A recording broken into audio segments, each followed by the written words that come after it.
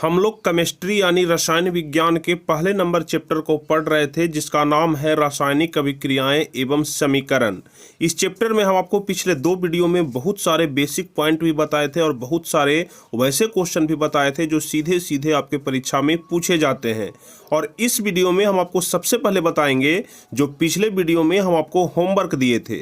यदि आप लोग पिछला वीडियो देखे होंगे तो आपको अच्छे तरीके से याद होगा कि हम लास्ट में आपसे 3 क्वेश्चन होमवर्क के तौर पर दिए थे, जिसे बताए थे आपको कि इसका जवाब आपको नीचे कमेंट में बताना है। तो सबसे पहले हम आपको वही 3 क्वेश्चन बताएंगे और उसके बाद जहां पर से हम लोग सिलेबस को समाप्त किए थे पिछले वीडियो में, उसके आगे जो भी पॉइंट बचे हुए हैं, जो भी टॉपिक बचे हुए हैं, उन सारे टॉपिक को धीरे धीरे करके हम आपको बताएंगे। बस आप लोग कंसंट्रेट होकर के शुरू से लेकर के अंत तक पूरे वीडियो को देखते रहिएगा। तो चलिए सबसे पहले हम लोग देखेंगे वो होमवर्क वाला क्वेश्चन जो कि हम आपको पिछले वीडियो में पूछे थे। लेकिन उसके पहले यदि आप लोग चैनल पर नए हैं तो चैनल को जरूर सब्सक्राइब कर लीजिएगा और साथ में बेल आइकन दबा के नोटिफिकेशन को ऑल कर लीजिएगा, ताकि आगे जितने सारे भी वीडियो हम आपके लिए बनाए, जितने सारे भी क्लास हो, हर एक क्लास का नोटिफिकेशन आपके पास सबसे पहले पहुंचते रहे। तो चलिए सबसे पहला नंबर क्वेश्चन जो कि पिछले वीडियो में होमवर्क के लिए हम आपको दिए थे, निम्नलिखित में कौन समीकरण असंतुलित है।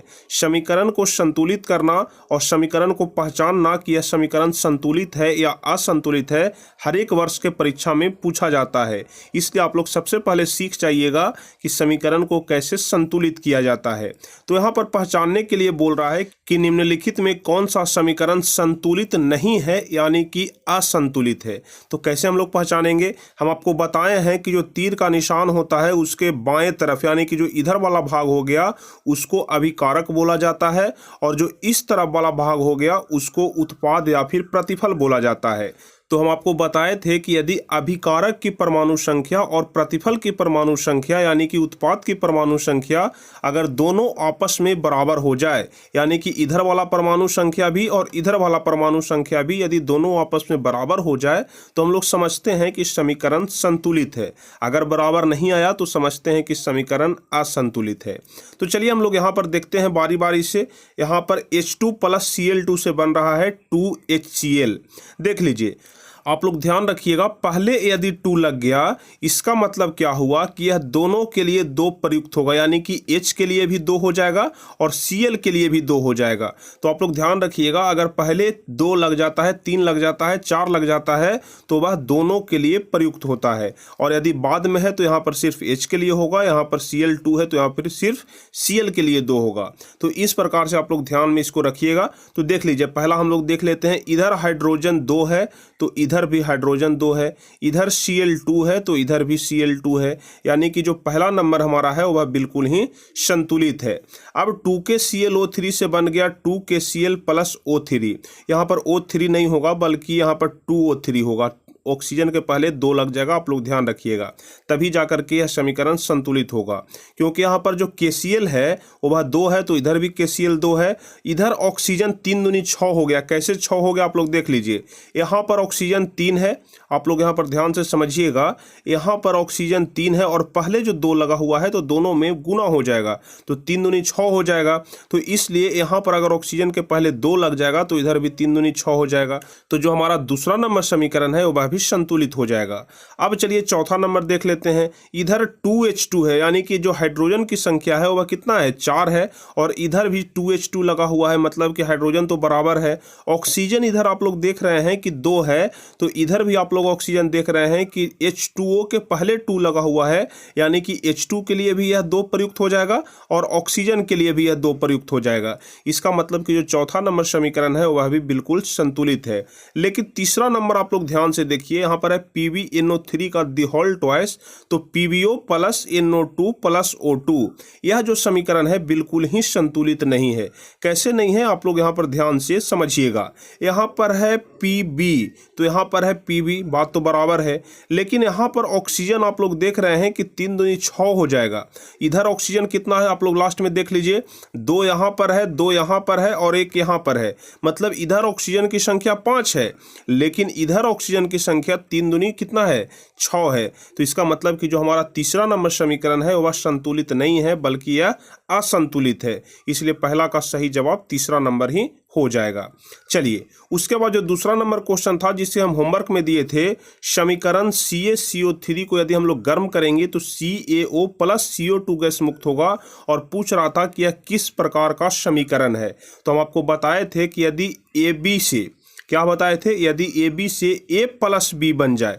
आप लोग देख रहे हैं इधर CaCO3 को यदि हम लोग AB मानते हैं, CaO को A मान लेते हैं और CO2 को B मानते हैं, तो यहाँ पर AB से A प्लस B बन रहा है। और हम आपको बताए थे पिछला वीडियो में कि यदि AB से A प्लस B बन जाए तो उसको क्या बोलते हैं, वियोजन बोलते हैं। यदि A प्लस B से AB बन जाए उसको संयोजन बोलते हैं। संयोजन किसे कहते हैं, वियोजन किसे कहते हैं, उसको पहचानने का क्या तरीका होता है, विस्थापन, द्विव विस्थापन, सारा कुछ हम आपको पिछले वीडियो में बता चुके हैं। तो यदि आप लोग पिछला वीडियो नहीं देखे हैं तो उसे जरूर देख लीजिएगा, क्योंकि पिछला वीडियो आपके परीक्षा के लिए काफ़ी ज़्यादा महत्वपूर्ण है। अगर आप लोग पिछला वीडियो नहीं देखे हैं तो समझ जाइएगा कि 5 नंबर आप लोग मिस कर रहे हैं। अगर आप लोग 5 नंबर परीक्षा में पाना चाहते हैं तो पिछला वीडियो जरूर देख लीजिएगा। तो दूसरा का सही जवाब कौन सा हो जाएगा, वियोजन अभिक्रिया। उसके बाद चलिए, उसके बाद जो अगला नंबर क्वेश्चन था कि समीकरण CaO प्लस CO2 से बन गया CaCO3। देख लीजिए, अगर CaO को यदि हम लोग A मानते हैं और CO2 को B मानते हैं तो क्या हो गया, A plus B। A plus B से क्या बन गया, यदि हम लोग इस दोनों को मिला दें तो क्या हो जाएगा, AB हो जाएगा। तो हम आपको बताए थे कि यदि A प्लस B से AB बन जाए तो उसको संयोजन बोलते हैं। इसका मतलब कि इसका सही जवाब कौन सा हो जाएगा, इसका दूसरा नंबर ऑप्शन सही हो जाएगा कि यह जो अभिक्रिया है यह संयोजन अभिक्रिया है। तो आप लोग अच्छे तरीके से अब समझ गए। अब चलिए हमारा यहाँ पर जो अगला नंबर क्वेश्चन है कि निम्नलिखित में कौन समीकरण संतुलित है। यह वाला क्वेश्चन होमवर्क में नहीं था, यहाँ से आज हम पढ़ाना शुरू कर रहे हैं। निम्नलिखित में कौन समीकरण संतुलित है। तो फिर से हमको यदि समीकरण संतुलित चेक करना है तो बारी बारी से देखना पड़ेगा। तो चलिए देख लेते हैं। यहाँ पर देख रहे हैं कि Fe प्लस Cl2 से बन गया FeCl3। यहाँ पर Fe 1 है, यहाँ पर भी Fe 1 है, लेकिन इधर आप लोग देख रहे हैं कि Cl2 है, लेकिन इधर साइड आप लोग देखेंगे तो यहाँ पर Cl3 है। इधर 2 है और इधर 3 है, इसका मतलब कि यह असंतुलित है। तो पहला नंबर क्या हो जाएगा, यह समीकरण संतुलित नहीं है। तो पहला तो हो गया। उसके बाद चलिए, उसके बाद हम लोग दूसरा नंबर अभी छोड़ देते हैं, तीसरा नंबर देखते हैं। Fe प्लस O2 से बन गया Fe2O3। तो यह तो देखते के साथ ही आप लोग पहचान जाइएगा कि यह समीकरण संतुलित नहीं है। कैसे नहीं है, क्योंकि यहाँ पर Fe 1 है लेकिन इधर साइड क्या है, Fe 2 है। इधर ऑक्सीजन 2 है लेकिन इधर हम लोग देख रहे हैं कि ऑक्सीजन 3 है। तो यह तो बिल्कुल भी संतुलित नहीं होगा। तो तीसरा नंबर भी संतुलित नहीं है। चलिए चौथा नंबर देख रहे हैं कि KBr प्लस Cl2 से बन गया KCl प्लस Br। यहाँ पर तो देख रहे हैं कि बिल्कुल भी नहीं होगा, यहाँ पर तो बिल्कुल भी नहीं होगा। KCl प्लस Br यहाँ पर बन रहा है। यहाँ पर देख रहे हैं कि Cl2 है लेकिन इधर Cl एक ही है, तो यह तो बिल्कुल भी नहीं होगा। लेकिन अगर हम लोग दूसरा नंबर देखते हैं, NH4 plus NO2, NH4 plus NO2 से क्या बन रहा है, N2 प्लस 2H2O। चलिए इसको जरा हम लोग एक बार चेक कर लेते हैं। N और N देख रहे हैं, NH4 प्लस NO2, तो 2N हो गया, एक N हो गया यहाँ पर और एक N हो गया यहाँ पर, तो 2N हमारा हो गया। तो इधर भी N2 यानी कि 2N यहाँ पर दिया हुआ है। अब चलिए यहाँ पर हाइड्रोजन देख रहे हैं कितना है, 4 है, 2 दूनी 4 है। इधर साइड हाइड्रोजन कितना है हम लोग देख लेंगे, H4 देख रहे हैं यहाँ पर है, इसका मतलब कि हाइड्रोजन 4 इधर भी है। अब चलिए इधर हम लोग ऑक्सीजन देख लेते हैं कितना है, 2 है। कैसे 2 है, क्योंकि यहाँ पर H2O लिखा हुआ है, उसके पहले 2 लगा हुआ है, यानी कि पहले जब 2 है तो दोनों के लिए 2-2 प्रयुक्त होगा। इसका मतलब कि ऑक्सीजन 2 है और इधर भी ऑक्सीजन 2 है। इसका मतलब कि कौन सा समीकरण संतुलित है, दूसरा नंबर। इसका सही जवाब कौन सा हो जाएगा, दूसरा नंबर। चलिए अब अगला नंबर क्वेश्चन, निम्नलिखित में कौन सा समीकरण संतुलित है। फिर से उसी प्रकार का क्वेश्चन है, तो फिर से हम लोग देख लेंगे। Mg प्लस O2 से क्या हो जाएगा, MgO। यह तो बिल्कुल भी असंतुलित हो जाएगा, क्योंकि यहाँ पर ऑक्सीजन 1 है, इधर ऑक्सीजन 2 है। H2 प्लस Cl2 से बन गया HCl। इधर देख रहे हैं कि हाइड्रोजन 2 है, Cl भी 2 है, लेकिन इधर 1-1 है। इसका मतलब कि यह वाला भी समीकरण असंतुलित है। चलिए तीसरा नंबर देखते हैं। Fe प्लस Cl2 से बन गया FeCl। इधर देख रहे हैं कि Cl 2 है लेकिन इधर Cl 1 है, तो यह वाला भी असंतुलित है। अब चौथा नंबर चेक कर लेते हैं, जो कि लास्ट है, Zn प्लस H2SO4। याद रखिएगा H2SO4 जो होता होता है वह सल्फ्यूरिक अम्ल होता है। H2SO4 को सल्फ्यूरिक अम्ल बोलते हैं और H2SO3 को सल्फ्यूरस अम्ल बोलते हैं। अक्सर परीक्षा में पूछा जाता है कि सल्फ्यूरिक अम्ल का रासायनिक सूत्र क्या होता है, तो आपको ध्यान रखना है H2SO4 होता है, और यदि सल्फ्यूरस अम्ल का पूछ दे तो H2SO3 होता है। तो यहाँ पर अब हम लोग देखेंगे बारी बारी से। Zn इधर कितना है, 1 है, तो इधर भी Zn कितना है, 1 है। इधर हाइड्रोजन कितना है, 2 है, तो इधर भी हाइड्रोजन 2 है। SO कितना है, 4 है, तो इधर भी SO 4 है। इसका मतलब कि जो चौथा नंबर समीकरण है वह बिल्कुल संतुलित है, इसलिए इसका चौथा नंबर ही सही हो जाएगा।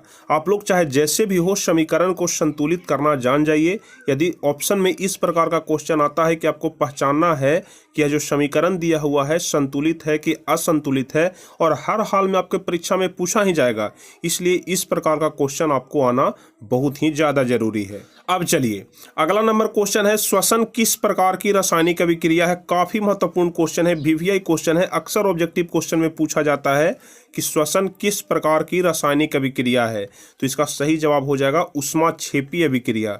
श्वसन जो है वह ऊष्माक्षेपी है, क्योंकि आप लोग देखते हैं जब श्वसन क्रिया करते हैं तो जो बाहर वाष्प निकलता है, जो बाहर वायु निकलता है वह गर्म वायु होता है, यानी कि उससे ऊष्मा बाहर निकल रहा है। तो जब ऊष्मा बाहर निकलता है उसको क्या बोलते हैं, ऊष्माक्षेपी। यदि ऊष्मा का अवशोषण होता तो उसको ऊष्माशोषी बोलते, लेकिन ऊष्मा बाहर निकलता है, इस कारण से श्वसन जो है वह ऊष्माक्षेपी अभिक्रिया है। अब चलिए यहाँ पर देख रहे हैं कि 5 वर्ड लिखा गया है, उपचयन, अपचयन, अपचायक, अवचायक, रेडॉक्स अभिक्रिया। तो क्या होता है यह सभी चीज हम आपको थोड़ा सा बता देते हैं। सबसे पहले उपचयन, जिसको कि ऑक्सीकरण बोलते हैं। ऑक्सीकरण के बारे में हम आपको बता चुके हैं पिछले वीडियो में कि ऑक्सीकरण और अपकरण क्या होता है। जब ऑक्सीजन जुड़ता है और हाइड्रोजन का ह्रास होता है, आपको याद होगा हम बताए थे कि जब ऑक्सीजन जुड़ता है और हाइड्रोजन का ह्रास होता है उसको ऑक्सीकरण बोलते हैं। जब उसका उल्टा, यानी कि हाइड्रोजन जब जुड़ रहा है और ऑक्सीजन का ह्रास हो रहा है तो उसको अपकरण बोलते हैं। अब यहाँ पर ऑक्सीकारक है, अगर परीक्षा में पूछ दे 2 नंबर वाले प्रश्न में अक्सर पूछा जाता है कि ऑक्सीकारक क्या होते हैं, तो इसका परिभाषा आपको क्या लिखना है, ध्यान से सुनिएगा। ऑक्सीकारक वैसा पदार्थ जो किसी अन्य पदार्थ को ऑक्सीकृत कर सकते हैं, वैसा पदार्थ जो किसी दूसरे पदार्थ को ऑक्सीकृत कर सकते हैं। अपनी ऑक्सीकरण के क्षमता के कारण ये अन्य पदार्थों के इलेक्ट्रॉनों को खींचकर ग्रहण कर लेते हैं, उसे ही ऑक्सीकारक कहते हैं। अब उसके बाद अबकारक है। तो अबकारक के बारे में आप लोग ध्यान रखिएगा, जो खुद तो ऑक्सीकृत नहीं होता है लेकिन दूसरे को ऑक्सीकृत करने में सहायता करता है, उसको क्या बोलते हैं, अबकारक बोलते हैं। इसके बारे में हम आगे आपको विस्तार रूप से हर एक के बारे में बताएंगे। और रेडॉक्स अभिक्रिया तो आप लोग जानते ही होंगे कि ऑक्सीकरण और अबकरण दोनों को मिला करके रेडॉक्स रिएक्शन बनता है। तो इस पांचों के बारे में हम आपको आगे विस्तार रूप से बताएंगे। चलिए अब अगला नंबर क्वेश्चन है कि कुछ उपचायक या ऑक्सीकारक का उदाहरण दें। उपचायक को ही ऑक्सीकारक बोला जाता है। तो अभी हम आपको ऑक्सीकारक का मतलब क्या बताए थे कि जो किसी दूसरे पदार्थ को ऑक्सीकृत कर सकते हैं उसे ही ऑक्सीकारक कहते हैं। तो आप लोग ध्यान रखिएगा, कुछ उदाहरण अक्सर ऑब्जेक्टिव क्वेश्चन में पूछा जाएगा कि कुछ ऑक्सीकारक का उदाहरण दीजिए। तो इसका सही जवाब क्या हो जाएगा, O2 हो जाएगा, Cl2 हो जाएगा, I2 हो जाएगा, ZnO हो जाएगा, MgO हो जाएगा, MnO2 हो जाएगा, CuO हो जाएगा। देख लीजिए, O2 कहने का मतलब क्या हुआ, ऑक्सीजन हो गया। Cl कहने का मतलब क्या हो गया, क्लोरीन हो गया। उसी प्रकार से I2 कहने का मतलब आयोडीन हो गया। ZnO कहने का मतलब आप लोग जानते होंगे क्या होता है, जिंक ऑक्साइड होता है। MgO कहने का मतलब क्या होता है, मैग्नीशियम ऑक्साइड होता है। MnO2 कहने का मतलब क्या होता है, मैग्नीज ऑक्साइड होता है। CuO कहने का मतलब क्या होता है, कॉपर ऑक्साइड होता है। इस प्रकार से आप लोग नाम भी ध्यान रखिएगा। अब चलिए अगला नंबर क्वेश्चन है कि अबकारक का नाम लिखना है, कि कुछ अबकारक का नाम लिखिए। तो कैसे हो जाएगा, C से आप लोग जानते होंगे कार्बन, सोडियम का Na होता है, Mg मतलब मैग्नीशियम हो गया, H2S मतलब क्या हो गया, हाइड्रोजन सल्फाइड हो गया, HCl मतलब क्या हो गया, हाइड्रोक्लोरिक अम्ल हो गया। आप लोग यहाँ पर एक बात ध्यान रखिएगा, हम लोग के पेट में जो अम्ल पाया जाता है, यानी कि मानव शरीर के अंदर में जो अम्ल पाया जाता है वह HCl ही होता है, जो कि बहुत एक घातक अम्ल होता है। अगर बाहर से आपके शरीर पर गिरा दिया जाए तो वहाँ पर के जो स्किन होता है उसको जला देगा, बाहर के स्किन को जला देगा, लेकिन यह हमारे पेट में डेली बनता है और डेली 1 से 2 लीटर तक इसका निर्माण होता है। अगर हाइड्रोक्लोरिक अम्ल नहीं रहेगा तो हमारे पेट में पाचन क्रिया नहीं होगा। तो समझिए कि यह कितना घातक अम्ल है।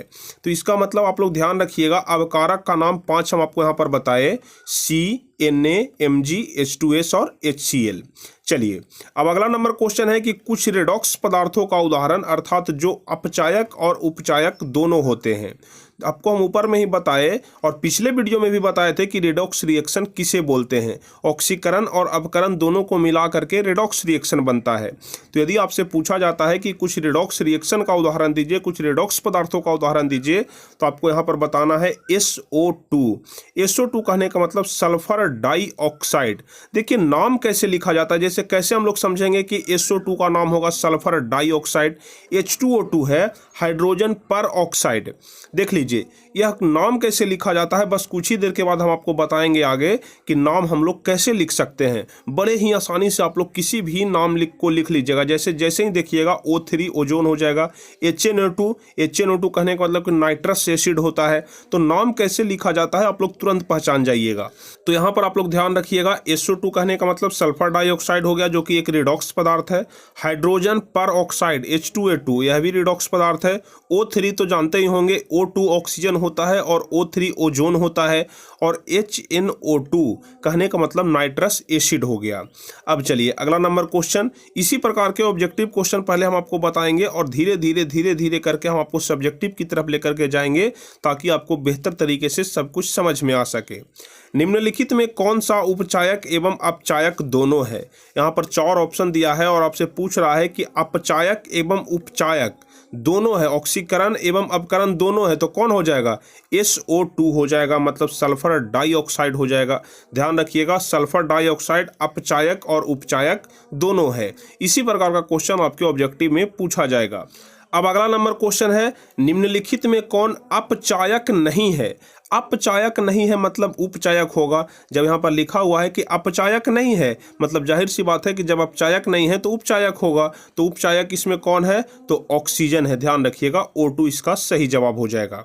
चलिए अगला नंबर क्वेश्चन, निम्नलिखित में कौन उपचायक नहीं है? अब यहाँ पर उपचायक नहीं है मतलब क्या हो जाएगा? अपचायक है। तो ध्यान रखिएगा, H2S कहने का मतलब क्या होता है? हाइड्रोजन सल्फाइड होता है। तो ध्यान रखिएगा, जो हाइड्रोजन सल्फाइड है वह अपचायक है, यानी कि उपचायक नहीं है। चलिए अगला नंबर क्वेश्चन, निम्नलिखित में कौन उपचायक एवं अपचायक दोनों है? देखिए क्वेश्चन काफी महत्वपूर्ण है, ध्यान रखिएगा। निम्नलिखित में कौन उपचायक और अपचायक मतलब ऑक्सीकरण और अपकरण दोनों है, तो कौन हो जाएगा? SO2 भी हो जाएगा, H2O2 भी हो जाएगा, O3 भी हो जाएगा, यानी कि इसका सही जवाब इनमें से सभी हो जाएगा। ध्यान रखिएगा, सल्फर डाइऑक्साइड जो होता है यानी कि जो SO2 है वह दोनों होता है, अपचायक और उपचायक दोनों होता है। H2O2 की यदि हम लोग बात कर ले, हाइड्रोजन पर ऑक्साइड, तो यह भी अपचायक और उपचायक दोनों होता है। ओजोन के बारे में आप लोग ध्यान रखिएगा कि यह भी अपचायक और उपचायक दोनों होता है। इसका मतलब कि D नंबर ऑप्शन सही हो जाएगा। चलिए ऑक्सीकरण का कुछ उदाहरण यहाँ पर दिया हुआ है जिसे कि आप लोग को समझना है। जैसे ही आप लोग देखिएगा कि ऑक्सीजन आकर के जुड़ रहा है, ऑक्सीजन जुड़ रहा है, तो आपको समझ जाना है कि यह ऑक्सीकरण अभिक्रिया है। जैसे देख लीजिए Cu+O2 हो गया, मतलब कि Cu का यहाँ पर ऑक्सीकरण हो रहा है। जैसे ही Cu के साथ आकर के ऑक्सीजन जुड़ गया, इसका मतलब कि जो है Cu का यहाँ पर ऑक्सीकरण हो रहा है। Mg के साथ आकर के O2 जुड़ गया, मतलब Mg का क्या हो रहा है? ऑक्सीकरण हो रहा है। तो आप लोग ध्यान से इस बात को समझिएगा, 2Cu+O2 से क्या बन गया? 2CuO बन गया। और 2Mg+O2 से क्या बन गया? 2MgO बन गया। और देख रहे हैं यहाँ पर पहले नंबर में लिखा हुआ है कि पहले नंबर में Cu का ऑक्सीकरण हुआ तथा दूसरे नंबर में मैग्नीशियम का ऑक्सीकरण हुआ। आप लोग को देखते के साथ ही पहचान जाना है कि किसका ऑक्सीकरण हुआ। तो कैसे पहचानेंगे? जिसके साथ आकर के ऑक्सीजन जुड़ेगा तो आपको समझ जाना है कि उसका ऑक्सीकरण होगा, क्योंकि जैसे ही ऑक्सीजन जुड़ गया वह उसको ऑक्सीकृत कर देगा, और जब उसको ऑक्सीकृत कर देगा मतलब उसका ऑक्सीकरण हो गया। तो Cu के साथ आकर के ऑक्सीजन जुड़ा है, इसका मतलब कि Cu का ऑक्सीकरण हुआ। Mg के साथ आकर के ऑक्सीजन जुड़ा है, तो कहने का मतलब कि Mg का ऑक्सीकरण हुआ। इस प्रकार से आपको देखते के साथ ही पहचान जाना है। उसी प्रकार से 3 उदाहरण और नीचे भी दिया हुआ है। C+O2 मतलब C के साथ आकर के O2 जुड़ रहा है, इसका मतलब कि कार्बन का ऑक्सीकरण हुआ। S के साथ आकर के O2 जुड़ रहा है, मतलब S यानी सल्फर का ऑक्सीकरण हुआ। Na यानी कि सोडियम के साथ आकर के ऑक्सीजन जुड़ रहा है, तो कहने का मतलब कि सोडियम का ऑक्सीकरण हुआ। यहां से एक बात आप लोग ध्यान रखिएगा, जिसके साथ भी आकर के ऑक्सीजन जुड़ जाए उसका ऑक्सीकरण हो जाएगा। अब चलिए देखिए, हम आपको नाम बता रहे थे कि किस प्रकार से नाम लिखना है। तो नाम लिखने के लिए आपको यहां पर अच्छे तरीके से समझना पड़ेगा। जैसे हम लिख रहे थे ऊपर में SO2 और इसको बोल रहे थे कि यह सल्फर डाइऑक्साइड है, तो कैसे हम लोग समझेंगे कि यह सल्फर डाइऑक्साइड इसका नाम होगा। तो आप लोग इस बात को अच्छे तरीके से ध्यान रखिएगा। जैसे अगर एक रहे तो उसको क्या समझेंगे, मोनो। जैसे CO हम यहाँ पर लिख दिए, इसके आगे ना 2 लगा हुआ है, ना 3 लगा हुआ है, ना 4 लगा हुआ है, तो हमको यहाँ पर समझना है कि सिर्फ एक है। और जैसे ही एक रहे तो उसको मोनो पढ़ते हैं। जैसे C का मतलब क्या होता है, कार्बन होता है, और O का मतलब क्या होता है, ऑक्साइड होता है। ठीक है, तो कार्बन, और चूंकि एक है, दोनों एक एक है, तो कार्बन मोनो ऑक्साइड, इसका नाम क्या हो जाएगा, CO। यदि हम लोग लिखेंगे तो क्या हो जाएगा, कार्बन मोनो ऑक्साइड। उसी प्रकार से यदि हम लोग CO2 लिख देंगे, तो जैसे यहाँ पर 2 आ जाएगा तो इसको डाई पढ़ेंगे। देख रहे हैं कि जैसे ही 2 आ जाएगा इसको क्या पढ़ेंगे, डाई पढ़ेंगे। तो क्या हो जाएगा, कार्बन डाइऑक्साइड। अगर 2 हटा देंगे तो कार्बन मोनोऑक्साइड, लेकिन 2 अगर आ गया तो कार्बन डाइऑक्साइड। उसी प्रकार से अगर 3 रहेगा तो इसको ट्राई पढ़ेंगे, और 4 रहेगा तो उसको टेट्रा पढ़ेंगे, 5 रहेगा तो उसको पेंटा पढ़ेंगे, 6 रहेगा तो उसको हेक्सा पढ़ेंगे, 7 रहेगा तो उसको हेप्टा पढ़ेंगे, 8 रहेगा तो ऑक्टा पढ़ेंगे। इस प्रकार से उसको आगे बढ़ाया जाता है। जैसे CO रहे तो कार्बन मोनोऑक्साइड, CO2 रहे तो कार्बन डाइऑक्साइड, SO2 रहे तो सल्फर डाइऑक्साइड। जैसे ही 2 आ गया आपको डाई पढ़ना है, जैसे ही 3 आ गया उसको ट्राई पढ़ना है, जैसे ही 4 आ गया उसको टेट्रा पढ़ना है, जैसे ही 5 आ गया उसको पेंटा पढ़ना है। इस प्रकार से आप लोग इसको कम से कम ध्यान में रखिएगा। यहाँ 1 से लेकर के 7 तक जो दिया गया है इसको आप लोग बिल्कुल कंठस्थ याद कर लीजिएगा। अब उसके बाद इधर दी होल ट्वाइस देख लीजिए। जैसे मान लिया जाए कि CaOH का दी होल ट्वाइस हम लिख दिए, CaOH का दी होल ट्वाइस। ठीक है, CaOH का दी होल ट्वाइस। तो देख रहे हैं कि इस प्रकार से करके यदि हम लोग 2 लगा रहे हैं तो इसको होल ट्वाइस पढ़ेंगे। अगर इस 2 के जगह पर हम लोग 3 लगा दें तो इसको होल थराइस पढ़ेंगे। अगर इस 2 के जगह पर 3 लगा दें तो इसको होल थराइस पढ़ेंगे। अगर हम लोग इस 2 3 के जगह पर 4 लगा दें तो इसको होल 4 पढ़ेंगे। इस प्रकार से जैसे देख लीजिए, नीचे कुछ उदाहरण भी दिया हुआ है, आपको अच्छे तरीके से समझना है। जैसे मान लिया कि सिर्फ यहाँ पर CO है तो कार्बन मोनोऑक्साइड, ऊपर में हम आपको बता रहे थे। अगर CO2 लगा दिए तो कार्बन डाइऑक्साइड, SO2 लगा दिए तो सल्फर डाइऑक्साइड, SO3 लगा दिए तो सल्फर ट्राइऑक्साइड। हम आपको बताए थे कि अगर 3 लगा जाए तो इसको ट्राई पढ़ेंगे, 2 लग जाए तो इसको डाई पढ़ेंगे। CCl4 तो यहाँ पर 4 लग गया, तो जैसे ही 4 लग गया इसको टेट्रा पढ़ेंगे। तो CCl4 मतलब हो गया कार्बन टेट्रा क्लोराइड। 5 लग गया तो फास्फोरस पेंटा क्लोराइड, 5 लगेगा तो उसको पेंटा पढ़ेंगे। अगर CaOH का दी होल 2 है तो CaOH का होल ट्वाइस पढ़ेंगे। क्या पढ़ेंगे? CaOH का दी होल ट्वाइस पढ़ेंगे। AlOH 3 लग गया, AlOH का दी होल थराइस हो गया, तो इसको क्या पढ़ेंगे? AlOH का होल थराइस। तो पढ़ना किस प्रकार से है, आपको सबसे पहले संकेत हम बोले थे कि संकेत याद कर लीजिएगा। अगर आपको संकेत याद है, जैसे C का मतलब कार्बन होता है, S का मतलब सल्फर होता है, P का मतलब फास्फोरस होता है, Ca का मतलब कैल्शियम होता है। तो कहने का मतलब कि अगर आपको संकेत याद है तो आप लोग नाम बहुत ही आसानी से लिख सकते हैं। जैसे अगर आपको पता है कि C का मतलब कार्बन होता है तो कार्बन डाइऑक्साइड आप लोग बड़े आराम से बोल लीजिएगा। अगर आपको पता है कि S होता है सल्फर का संकेत तो सल्फर ट्राइऑक्साइड, सल्फर डाइऑक्साइड, इस प्रकार से आप लोग बोल लीजिएगा। आपको पता है कि फास्फोरस का संकेत होता है P, तो PCl5 जैसे ही आ गया तो फास्फोरस पेंटाक्लोराइड। Cl का मतलब जानते हैं कि क्लोरीन का Cl होता है। इस प्रकार से Ca का मतलब जानते हैं कि कैल्शियम का Ca होता है, एल्युमिनियम का Al होता है। तो अगर आपको संकेत याद है तो आप लोग बहुत ही आराम से नाम लिख लीजिएगा। अब चलिए अगला नंबर क्वेश्चन जो कि 2 नंबर में सीधे सीधे पूछा जाता है। 2 नंबर में सीधे सीधे पूछा जाता है कि ऑक्सीकरण किसे कहते हैं, ऑक्सीकरण का उदाहरण दें। इस प्रकार से क्वेश्चन पूछा जाएगा। तो आपको किस प्रकार से परिभाषा लिखना है आप लोग देख लीजिए। वैसी रासायनिक अभिक्रिया जिसमें ऑक्सीकरण की वृद्धि या हाइड्रोजन की कमी होती है। एक बात आप लोग ध्यान रखिएगा, जब ऑक्सीजन बढ़ेगा तो हाइड्रोजन घटेगा, जब हाइड्रोजन बढ़ेगा तो ऑक्सीजन घटेगा, सीधा उल्टा होता है। तो वैसी रासायनिक अभिक्रिया जिसमें ऑक्सीजन बढ़ रहा हो, ऑक्सीजन की वृद्धि हो रहा हो, लेकिन हाइड्रोजन का ह्रास हो रहा हो, यानी कि हाइड्रोजन का कमी हो रहा हो, तो उसको ऑक्सीकरण बोलेंगे। आपको हम पिछले वीडियो में भी बताए थे कि जब हाइड्रोजन कम रहा है और ऑक्सीजन बढ़ रहा है तो उसको ऑक्सीकरण बोलते हैं। एक बात आप लोग यहाँ से इस प्रकार से याद रख सकते हैं कि ऑक्सीजन की वृद्धि, तो ऑक्सीजन बढ़ रहा है तो यह ऑक्सीकरण हो गया, ऑक्सीजन बढ़ रहा है तो ऑक्सीकरण। आप लोग को बस इतना ही ध्यान रखना है। जैसे देख लीजिए यहाँ पर एग्जाम्पल है, NH3+3O2 से बन गया 2N2+6H2O। तो देख रहे हैं कि अमोनिया के साथ आकर के ऑक्सीजन जुड़ रहा है, अमोनिया के साथ आकर के अमोनिया, जिसका सूत्र क्या होता है NH3, आप लोग ध्यान रखिएगा। तो अमोनिया के साथ आकर के ऑक्सीजन जुड़ रहा है, मतलब अमोनिया का ऑक्सीकरण हुआ। ऑक्सीकरण के बारे में हम आपको बताएं कि जिसके साथ भी आकर के ऑक्सीजन जुड़ेगा उसका ऑक्सीकरण होगा। तो अमोनिया के साथ आकर के ऑक्सीजन जुड़ रहा है, मतलब अमोनिया का ऑक्सीकरण हो रहा है। तो इस प्रकार से यह ऑक्सीकरण अभिक्रिया हो गया। आपको एग्जाम्पल ध्यान में रखना है, MnO2+HCl। ठीक है, अगला एग्जाम्पल देख लीजिए, MnO2+HCl से बन गया MnCl2+2H2O+Cl2। कहने का मतलब हुआ कि HCl का ऑक्सीकरण हुआ, मतलब HCl के साथ आकर के यह वाला ऑक्सीजन जुड़ जाएगा तो क्या हो जाएगा, ऑक्सीकरण हो जाएगा। तो इस प्रकार से आपको ध्यान रखना है कि जिसके साथ भी आकर के ऑक्सीजन जुड़ जाए उसका ऑक्सीकरण हो जाएगा। तो अगर ऑक्सीकरण का परिभाषा आपसे पूछ दिया जाए तो क्या होगा परिभाषा, वैसी रासायनिक अभिक्रिया जिसमें ऑक्सीजन की वृद्धि हो, वैसी रासायनिक अभिक्रिया जिसमें ऑक्सीजन की वृद्धि हो या हाइड्रोजन का ह्रास हो जाए, उसको क्या बोलेंगे, ऑक्सीकरण। एकदम रट जाइए आप लोग, ऑक्सीकरण बढ़ जाए हाइड्रोजन घट जाए तो उसको ऑक्सीकरण बोलेंगे, ऑक्सीजन बढ़ जाए और हाइड्रोजन घट जाए तो उसको ऑक्सीकरण बोलेंगे। अब अवकरण क्या होता है, सीधे उसका उल्टा कर देना है। ऑक्सीकरण का सीधे उल्टा अवकरण होता है। उसमें क्या हो रहा था, ऑक्सीकरण में ऑक्सीजन बढ़ रहा था तो इसमें क्या होगा, ऑक्सीजन घटेगा। उसमें क्या हो रहा था, हाइड्रोजन घट रहा था तो इसमें क्या हो जाएगा, हाइड्रोजन बढ़ जाएगा। तो सीधे ऑक्सीकरण का उल्टा अवकरण होता है। और यदि दोनों को मिला दिया जाए, ऑक्सीकरण और अवकरण, तो दोनों मिलाकर के रिडॉक्स रिएक्शन बन जाएगा।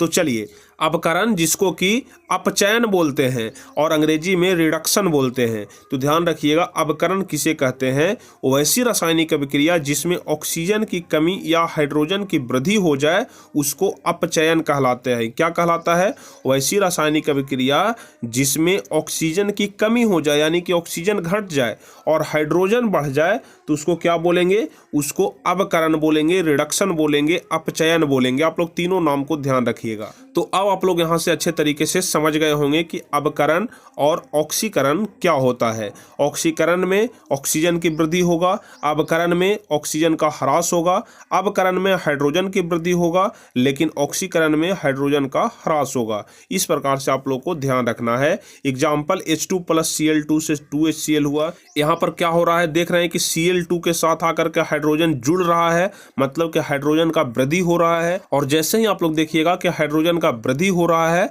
मतलब यह अवकरण हो गया, अपचयन हो गया, रिडक्शन हो गया। तीनों नाम आप लोग ध्यान रखिएगा, ठीक है। तीनों एक ही नाम होता है, अपचयन बोल लीजिए या फिर अवकरण बोल लीजिए या फिर रिडक्शन बोल लीजिए।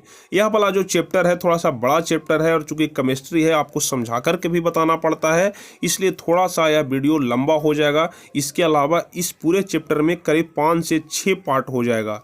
तो 5 से 6 वीडियो में हम इस पूरे चैप्टर को समाप्त कर देंगे। बस आप लोग बिना धैर्य खोए देखते रहिएगा, कंसंट्रेट होकर के, ताकि एक एक बात आपको अच्छे तरीके से समझ में आ सके। तो अपचयन यानी कि अवकरण आप लोग समझ गए होंगे। देख रहे हैं यहाँ पर आप लोग कि Cl2 के साथ आकर के H2 यानी कि हाइड्रोजन जुड़ रहा है, यानी कि हाइड्रोजन का वृद्धि हो रहा है। और जैसे ही हाइड्रोजन का वृद्धि हो जाए अवकरण कहलाएगा। यहाँ पर आप लोग देख रहे हैं कि आयोडीन के साथ आकर के हाइड्रोजन जुड़ रहा है, यानी कि I2 यानी कि आयोडीन का अवकरण हो रहा है, यानी कि जिसके साथ भी आकर के ऑक्सीजन जुड़ जाए उसको ऑक्सीकरण बोलेंगे और जिसके साथ भी आकर के हाइड्रोजन जुड़ जाए उसको क्या बोलेंगे, अपचयन बोलेंगे। तो परिभाषा आपको बिल्कुल ही कंठस्थ रखना है। अपचयन यानी कि अवकरण और ऑक्सीकरण का। ऑक्सीकरण में आप लोग ध्यान रखिएगा वैसी रासायनिक अभिक्रिया जिसमें ऑक्सीजन की वृद्धि और हाइड्रोजन की कमी हो जाए, ऑक्सीकरण बोलेंगे। और सीधे उसका उल्टा अवकरण में कर देंगे, ऑक्सीजन का कमी हो जाए और हाइड्रोजन का वृद्धि हो जाए, उसको अवकरण बोलेंगे यानी कि अपचयन बोलेंगे। तो इतना तक तो आपको अच्छे तरीके से समझ में आ गया होगा।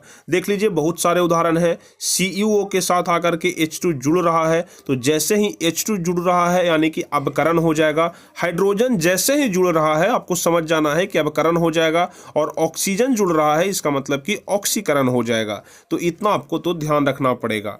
चलिए अब चलेंगे हम लोग अगले नंबर क्वेश्चन की तरफ। अगला नंबर क्वेश्चन क्या कह रहा है, 2Cu + O2। देख लीजिए यहाँ पर अगला नंबर क्वेश्चन है कि 2Cu + O2 से बन गया 2CuO, यानी कि आप लोग देख रहे हैं कि कॉपर के साथ आकर के ऑक्सीजन जुड़ रहा है, कॉपर के साथ आकर के ऑक्सीजन जुड़ रहा है। और जैसे ही ऑक्सीजन जुड़ रहा है मतलब क्या हो रहा है, कॉपर का ऑक्सीकरण हो रहा है। तो यहाँ पर दिया हुआ है क्वेश्चन में कि ऊपर दी गई रासायनिक अभिक्रिया किस प्रकार की है, तो जाहिर सी बात है कि जब ऑक्सीजन जुड़ रहा है तो ऑक्सीकरण हो जाएगा। इसका मतलब कि यह वाला ऑप्शन सही हो जाएगा। अब चलिए अगला नंबर क्वेश्चन आप लोग यहाँ पर देख लीजिए, CuO + H2। ऊपर वाला में ऑक्सीजन जुड़ रहा था लेकिन यहाँ पर हाइड्रोजन जुड़ रहा है, तो जैसे ही हाइड्रोजन जुड़ रहा है मतलब क्या हो रहा है, अवकरण हो रहा है यानी कि अपचयन हो रहा है। तो यहाँ पर देखते के साथ ही आंसर लगाना है कि जैसे ही हाइड्रोजन जुड़ रहा है अपचयन हो जाएगा। तो CuO + H2 को गर्म करेंगे तो क्या हो जाएगा, Cu + H2O, यह अपचयन अभिक्रिया हो जाएगा।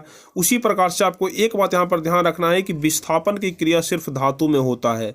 अगर धातु रहेगा तभी विस्थापन होगा, अगर अधातु रहेगा तो विस्थापन नहीं होगा। बस एक छोटा सा पॉइंट है, आपको ध्यान में रखना है। अब चलिए यहाँ पर आप लोग एक बात ध्यान रखिएगा, RHS में ऑक्सीकरण या अवकरण नहीं होता है। कहने का मतलब RHS कहने का मतलब होता है राइट हैंड साइड, मतलब जो तीर का निशान यहाँ पर आप लोग देख रहे हैं इसके दाहिने तरफ, यानी कि तीर के निशान के दाहिने तरफ कभी भी ऑक्सीकरण या अवकरण नहीं होगा।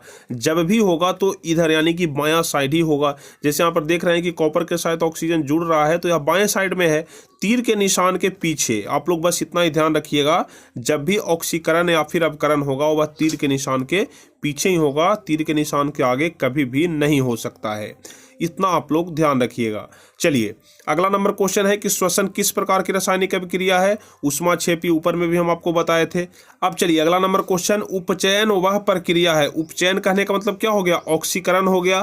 तो ऑक्सीकरण में क्या होता है, ऑक्सीजन का योग होता है, हाइड्रोजन का वियोग यानी कि हाइड्रोजन का ह्रास होता है, यानी कि इलेक्ट्रॉन का त्याग होता है। तो क्या हो जाएगा, डी नंबर ऑप्शन इनमें से सभी हो जाएगा। ऑक्सीकरण आप लोग इतना ध्यान रखिएगा, उपचयन और ऑक्सीकरण दोनों एक ही चीज होता है, और अपचयन और अवकरण दोनों एक ही चीज होता है। तो या तो ऑक्सीकरण के जगह पर उपचयन दे दे या फिर अवकरण के जगह पर अपचयन दे दे, आपको कंफ्यूज बिल्कुल भी नहीं करना है। तो यहाँ पर आप लोग ध्यान रखिएगा, ऑक्सीकरण में क्या होता है, ऑक्सीजन का योग होता है, हाइड्रोजन का ह्रास होता है, इलेक्ट्रॉन का त्याग होता है, यानी कि यह सभी हो जाएगा। चलिए यहाँ पर देख लीजिए, शॉर्ट में आपको समझाया गया है ताकि आप लोग 4 लाइन में ही याद रख सकें कि सभी कुछ कैसे होता है। सबसे पहला ऑक्सीकरण, ऑक्सीकरण को उपचयन भी बोलते हैं, इसमें इलेक्ट्रॉन का त्याग होता है। अवकरण को अपचयन भी बोलते हैं, इसमें इलेक्ट्रॉन का ग्रहण होता है। ऑक्सीकारक जिसको कि उपचायक भी बोलते हैं, इसमें इलेक्ट्रॉन का ग्रहण होता है। अवकारक जिसको कि उपचायक बोलते हैं, इसमें इलेक्ट्रॉन का त्याग होता है। तो किसको क्या बोलते हैं और इसमें इलेक्ट्रॉन का ह्रास होता है कि त्याग होता है कि जुड़ता है कि घटता है, सब कुछ आपको यहाँ पर 4 लाइन में दिया गया है, आप लोग याद रखिएगा। अब चलिए अगला नंबर क्वेश्चन क्या कह रहा है, आप लोग यहाँ पर ध्यान से समझिएगा, काफ़ी आसान क्वेश्चन है, हम आपको पहले भी बता चुके हैं। ऊपर दी गई रासायनिक अभिक्रिया किस प्रकार की अभिक्रिया है, देख लीजिए। Na2 + SO4 से बन गया BaCl2 BaSO4 + NaCl। सबसे पहले आप लोग देख लीजिए कि जहां पर SO4 लिखा हुआ है वहां पर SO4 लिखा हुआ है, और जहां पर Cl लिखा हुआ है वहां पर इधर भी Cl लिखा हुआ है। मतलब कि Cl और SO4 का जगह तो फिक्स है, लेकिन अगर हम लोग तीर के निशान के बाएं तरफ देखेंगे तो NO2 के जगह पर Ba आ गया है और Ba के जगह पर NO2 आ गया है। मतलब सिर्फ NO2 के जगह पर Ba और Ba के जगह पर NO2 आ गया। देख लीजिए इधर SO4 के पहले Na लगा हुआ है, लेकिन जब इस तरफ आया है तो SO4 के पहले Ba लग गया है। कहने का मतलब हुआ कि A है जो C को विस्थापित कर रहा है और C है जो A को विस्थापित कर रहा है। और इस प्रकार का रिएक्शन हम आपको याद होगा बताए थे कि द्विव विस्थापन अभिक्रिया होता है। सबसे पहला तो अगर देखेंगे कि दोनों तरफ दो दो है, देख लीजिए दोनों तरफ दो दो है, ए बी, ए अगर हम लोग इसको ए मानते हैं, इसको बी मानते हैं, इसको सी मानते हैं और इसको डी मानते हैं, तो अगर A B plus C D से क्या बन रहा है, A B plus C D से क्या बन रहा है, सी ए प्लस ए डी, तो इसको द्विव विस्थापन बोलेंगे। पिछला वीडियो में हम आपको विस्तार रूप से बताए थे। तो यह कौन सा अभिक्रिया हो जाएगा, द्विव विस्थापन अभिक्रिया हो जाएगा। निम्नलिखित में से कौन सा बुझा हुआ चूना है, यह वाला क्वेश्चन वीवीआई क्वेश्चन आप लोग ध्यान रखिएगा, हर हाल में आपके परीक्षा में पूछा ही जाएगा कि निम्नलिखित में कौन बुझा हुआ चूना है। तो देख लीजिए CaO को हम लोग बुझा हुआ चूना बोलते हैं। आपको याद होगा कि जब CaOH के दिहोल ट्वाइस, यानी कि आपको केमिकल रिएक्शन याद होगा, CaOH का दिहोल ट्वाइस होता है, अगर इस पर हम लोग पानी डालेंगे तो CaO प्लस में H2O गैस मुक्त होता है, यानी कि हाइड्रोजन गैस मुक्त होता है। तो आपको यह वाला रिएक्शन बिल्कुल ही याद रखना है, जिसमें जो CaO होता है वह क्या होता है, बुझा हुआ चूना, और CaOH का दिहोल ट्वाइस को बोलते हैं चूना पत्थर। ठीक है, इसको क्या बोलते हैं, चूना पत्थर बोलते हैं। लेकिन इधर CaO जिसको कैल्शियम ऑक्साइड बोलते हैं, यह बुझा हुआ चूना होता है। तो पूछ रहा है कि निम्नलिखित में बुझा हुआ चूना कौन है, तो CaO हो जाएगा, जिसको कि कली चूना भी बोलते हैं या फिर बुझा हुआ चूना बोलते हैं। CaCO3 जिसका नाम संगमरमर होता है। अक्सर यह वाला क्वेश्चन भी पूछा जाता है कि संगमरमर का रासायनिक सूत्र क्या होता है, तो आपको ध्यान रखना है CaCO3 होता है। देखिए एक एक पॉइंट करके जो भी हम आपको बता रहे हैं, आपको कॉपी पर नोट करते चलना है और याद भी करते चलना है। बुझा हुआ चूना CaO याद रखिएगा, चूना पत्थर CaOH का दिहोल टू संगमरमर। देख लीजिए यहाँ पर CaOH का दिहोल ट्वाइस जो है, इसी को क्या बोलते हैं, इसी को चूना पत्थर बोलते हैं, और CaO जो है इसको क्या बोलते हैं, कली चूना बोलते हैं। इसको आप लोग ध्यान रखिएगा। अब चलिए निम्नलिखित में ऊष्माक्षेपी अभिक्रिया कौन सी है। ऊष्माक्षेपी, ऊष्माक्षेपी मतलब क्या होता है, जिससे कि ऊष्मा बाहर निकल रहा हो, तो ऊष्माक्षेपी कौन सा हो जाएगा, जैसे जिसमें भी कैलोरी में, जब भी ऊष्मा निकलेगा तो कैलोरी में निकलेगा, तो C+O2 से बन गया CO2 प्लस 94.45 कैलोरी ऊष्मा इससे बाहर निकल रहा है। तो इसका मतलब कि जब इससे ऊष्मा बाहर निकल रहा है तो यह ऊष्माक्षेपी हो जाएगा। इस प्रकार से आपको इसका सही आंसर ध्यान रखना है, दूसरा नंबर हो जाएगा। अबकारक गुण प्रदर्शित कौन करता है, 4 ऑप्शन दिया गया है और पूछा गया है कि इनमें से अबकारक गुण को कौन प्रदर्शित करता है, तो इसका सही जवाब H2S हो जाएगा। H2S का नाम हम आपको क्या बताए थे, हाइड्रोजन सल्फाइड बताए थे। H2S का नाम क्या बताए थे, हाइड्रोजन सल्फाइड बताए थे। आप लोग ध्यान रखिएगा। शरीर में भोजन का पचना किस प्रकार की रासायनिक अभिक्रिया है, शरीर में भोजन का पचना किस प्रकार की रासायनिक अभिक्रिया है, ऑक्सीकरण। आप लोग ध्यान रखिएगा, शरीर में भोजन का पचना ऑक्सीकरण है, क्योंकि आप लोग जानते हैं कि जब हम लोग ऑक्सीजन गैस लेते हैं, जब भोजन के साथ जाकर के ऑक्सीजन मिलता है तभी हमारा भोजन का पाचन होता है। तो हम आपको बताए हैं कि जैसे ही ऑक्सीजन मिल रहा है उसको क्या बोलेंगे, ऑक्सीकरण बोलेंगे। तो भोजन का पचना भी क्या हो जाएगा, ऑक्सीकरण अभिक्रिया हो जाएगा। तो उम्मीद करते हैं कि यहाँ तक आप लोग अच्छे तरीके से समझ गए होंगे। अब इसके आगे जो भी पार्ट बचे हुए हैं इसको हम लोग अगले वीडियो में देखेंगे, क्योंकि यह वाला क्लास काफ़ी लंबा हो चुका है। तो अगले वीडियो में हम पूरा कंप्लीट कराने की कोशिश करेंगे। अगर कंप्लीट नहीं होता है तो उसके अगले वीडियो में हो जाएगा, क्योंकि हम आपको बताए हैं कि यह चैप्टर थोड़ा सा लंबा है और चूंकि केमिस्ट्री है, एक एक बात को अच्छे तरीके से समझा करके बताना पड़ता है, जिसके कारण जो यह पूरा चैप्टर है वह 5 से 6 पार्ट में समाप्त हो सकता है। तो आप लोग बस देखते रहिएगा, लगातार एक एक क्लास को करिएगा, एक भी क्लास छूटना नहीं चाहिए, एक एक बात आपको अच्छे तरीके से समझ में आ जाएगा। तो उम्मीद करते हैं कि आप सभी लोगों को यह वीडियो काफ़ी पसंद आया होगा, अच्छे तरीके से आप लोग एक एक बात को समझ गए होंगे। अगर किसी प्रकार का कोई भी डाउट है तो आप लोग नीचे कमेंट कर दीजिएगा, हम कमेंट के रिप्लाई में आपको पूरे डाउट को क्लियर कर देंगे, पूरा कंसेप्ट ही हम क्लियर कर देंगे। तो चलिए, उम्मीद करते हैं कि आप सभी लोगों को यह वीडियो काफ़ी पसंद आया होगा। अगर आपको वीडियो अच्छा लगा हो तो वीडियो को लाइक कर दीजिए, अपने दोस्तों के बीच शेयर कर दीजिए, और जो भी स्टूडेंट इस चैनल पर नए हैं तो फटाफट से चैनल को सब्सक्राइब कर दीजिए, ताकि आगे के भी हर एक वीडियो का नोटिफिकेशन आपको मिल सके। तो चलिए फिर मिलेंगे हम आपसे अगले वीडियो में कुछ इसी प्रकार के महत्वपूर्ण वीडियो के साथ, इंपॉर्टेंट वीडियो के साथ, हेल्पफुल वीडियो के साथ। तब तक के लिए जय हिंद, धन्यवाद।